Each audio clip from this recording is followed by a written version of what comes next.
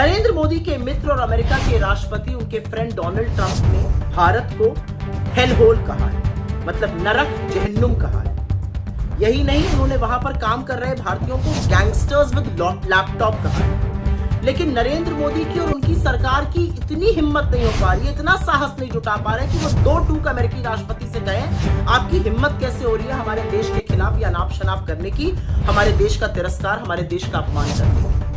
और थोड़ी देर पहले विदेश मंत्रालय के नुमाइंदे आए, उनसे पूछा गया, उन्होंने कहा हमने देखा है लेकिन हम इस पर कुछ कह नहीं सकते। एक रीढ़ की जो हड्डी है ना, उसको गिरवी रखकर ये लोग सरकार चला रहे हैं। अरे देश के लिए तो खड़े होइए, देश के सम्मान में तो खड़े होइए, देश के खिलाफ जो तिरस्कार अपमान हो रहा है उसके खिलाफ बोलिए तो सही।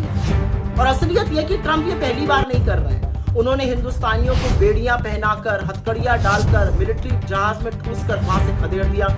मोदी जी चुप रहे।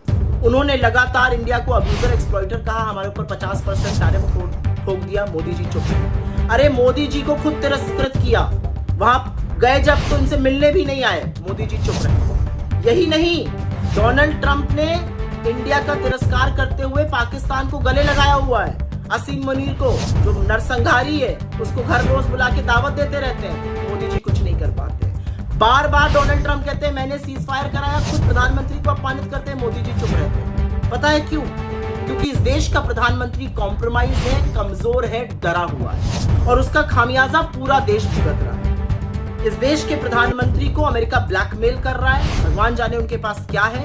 और इसी वजह से प्रधानमंत्री अपना मुंह खोलकर दो टूक ये कह नहीं पा रहे हमारे देश का लगातार अपमान करने का काम बंद कीजिए।